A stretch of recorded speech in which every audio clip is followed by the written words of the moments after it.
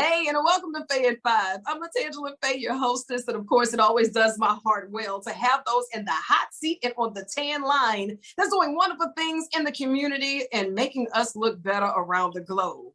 Now, today, he's no stranger to the community, and I'm just glad that he said tan. I feel like putting up with you today. My fave, he is the comedian extraordinaire. He has a testimony that is just touching lives, and he's also a content curator for the culture. Just add a little pizzazz to that because it's all the truth, none other than the Andy Feds. How are you? I'm good. Thank you for having me again. Anytime. It was so nice I had to do it twice. And look, and still, don't let it be your last time, because this is an extension of your office, Andy. And usually when they say, hey, the Fed's looking for you, I get nervous. But when they said it was Andy Feds, I say, oh, this is bound to be a great time. So sure, why not? This is the only time you really want the Feds looking for you. Have a good time. Only. Do you hear me? The only. Look, tell me a little bit about your path. Here it is. You're a comedian. Sometimes, comedians, they can put you in this space where you have to think a little deeper.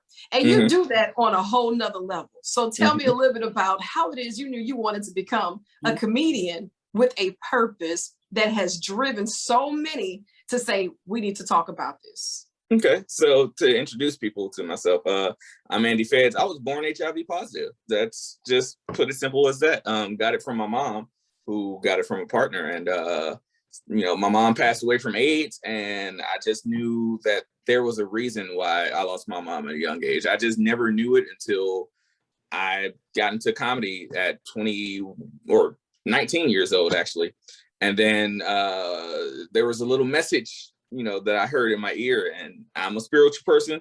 I'm not telling anybody what to believe in, but I know what I believe in. I believe it was God telling me, it's time to talk about your status. I held it on for so long. Why not talk about it? So I decided to switch my comedy up and, talk about HIV and AIDS. And in regards to, I call it my 3 E's: educate, empower, entertain people, through my life with HIV and AIDS. I like that. The 3 E's. You said that was to educate, empower, and entertain. Yep. I love that. And, here it is. You have so many stigmas that come across the whole realm of people saying I have HIV, which also eliminates them from even wanting to have the conversation of saying, do you know your status? The myths as of how you can contract. And here it is, you say you were born HIV positive. So a lot of people don't know that. No way of saying, oh, this could have been avoided, or these are the steps I could have taken. No, I was born with it, and now I'm dealing with it. But how do you live with that without the stigma that has to follow? Because, the world has put that on there, and I applaud you for sharing your platform and delivering this message, because, sometimes that's tough, and not only are we trying to dispel all of the myths, we're trying to educate people, and you do it in sometimes an uncomfortable way while entertaining. Like, it's hard to turn up and have a good time when you're talking about HIV and how you dealt with that. With your comedy, how is it that you found that transparency to be able to say it?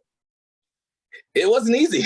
It really wasn't easy. My first audience that I did HIV material was in front of a Black audience. And, us as a Black culture, we're not supposed to talk about a lot of things, and HIV is one of it. STDs is one of it, So when I started telling jokes about, my life with HIV, folks looked at me like deer in the headlights, like, oh my God, did he really just say that?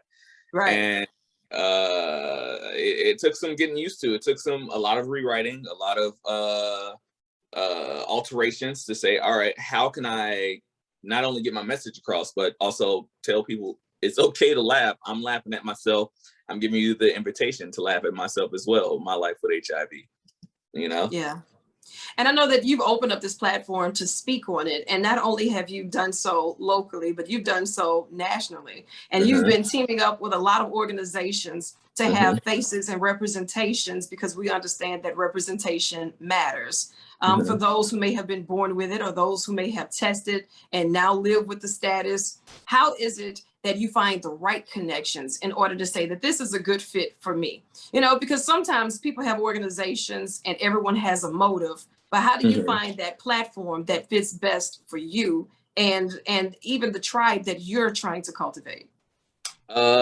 Simply my mission is just, I'm not in it for the fame or anything like that. I'm in it to save lives. Like, I believe my mom's death could have been prevented because she was scared. Her and her baby had HIV, and this was the early 90s. So we didn't have the same information that we have now.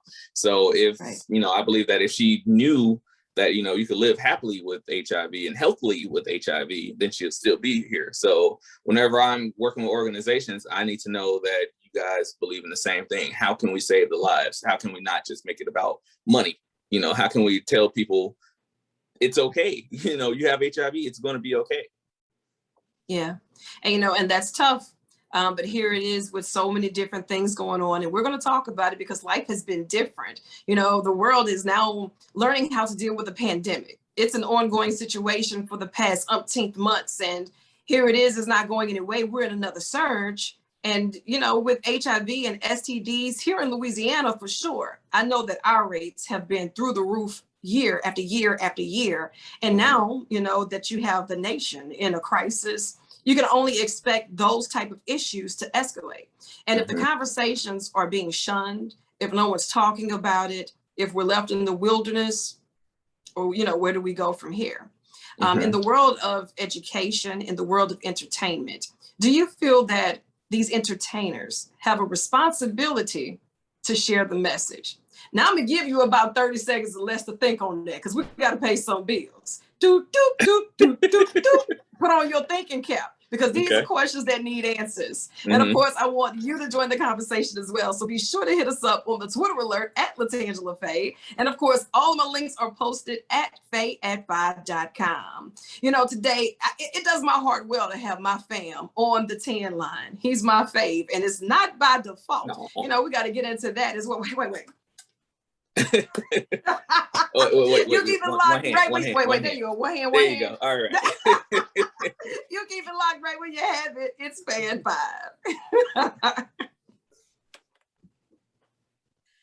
Hi, and welcome back to Fan 5. I'm LaTangela Fay, your hostess. And of course, today in the hot seat on the 10 line, we have my fave, none other than Andy Feds.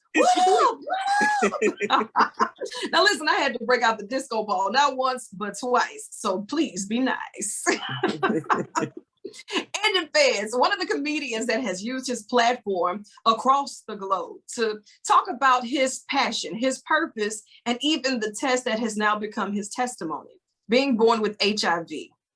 Here it is. That's, something that you're living with, something that you're dealing with, but you're educating, empowering, and entertaining. I remembered your 3 E's. Yep. Now, questions that need answers.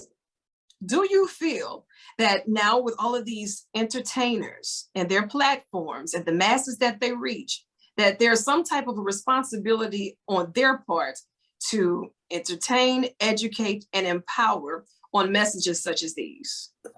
Yes. As we may know, there was a rapper recently who has been kind of under the fire for mentioning, the LGBTQ and HIV community in a negative light.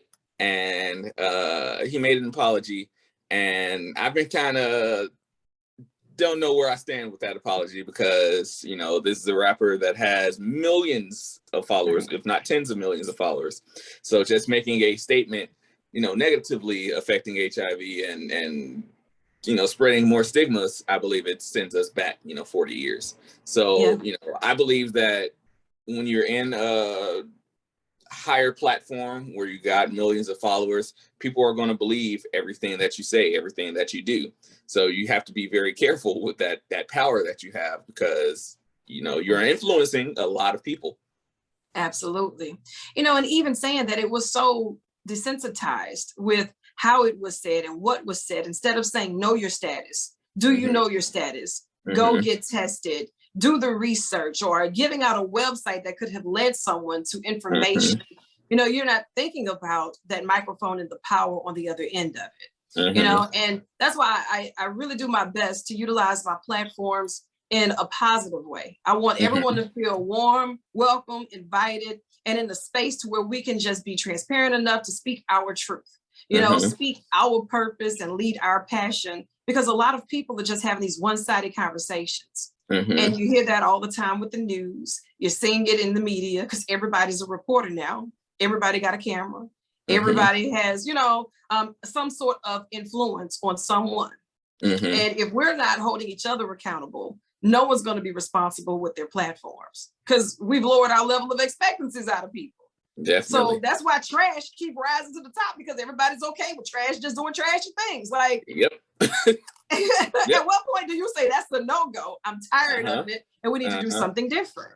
And I know now that you have this extended office, an extension of your platform with more impressionable minds. So as your platform has expanded and you have a younger audience now, how important is it that you teach these kids to, one, love each other, love themselves, and to be mindful of the things that they say and do? I was one of those kids or people living with HIV that I was, terrified to let my secret get out there. I told my friends and I said, I would kill you if you share my secret with people, because it's terrifying, things like that, because people don't have an understanding. So with my platform, I try to share it with people like, hey, a lot of you guys knew me for, talking to my friends, my peers, my family. A lot of you guys knew me for years, and a lot of you guys did not know that I have HIV. So please don't treat me any differently. So it's telling people, hey, you never know, what people are going through. They might look exactly like you, doing the exact same things as you, but the things that goes on, behind closed doors, we just got to treat people as humans. We all, come in the world the same. We all leave the world the same. Why are we treating anybody any differently? That's true. And people never know what you're going through. We all have these issues, right?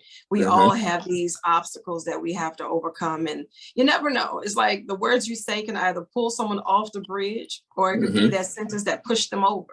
And, it doesn't discriminate. Hate doesn't discriminate. Ignorance doesn't discriminate. And it's to the point to where we have to start holding people accountable. So the things that we say, it could very well influence someone's decision in the things that they're making, because they're already at a breaking point. And you don't know that, so it's tough. We've had the opportunity to meet and work together with Metro Health. And here in Louisiana, they are no strangers to the communities. They've been a part of the show and the family. And I'm grateful for them and the work that they've done, because it has led me to meet people such as yourself. Like I have newfound family out here in Vegas. So when I show up for the field trip, hey, fans, where you at? And I'm super excited about that. And when you get to Louisiana, as soon as outside begins to reopen, I need to know if you actually exist. I haven't. I got to meet you in person, because otherwise you're just a person on my phone right now. I mean, you're still my fave, but I got to know how tall you are.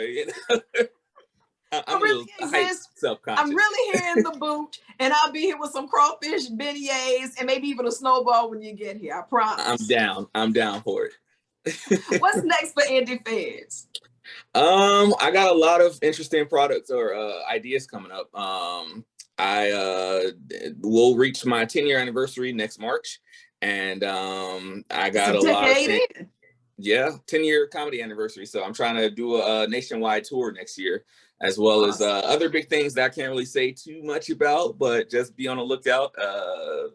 That's all I can say. But just be on the lookout for Andy Feds and the Keep It Positive movement. Exactly. And how can we keep up with you and your movement?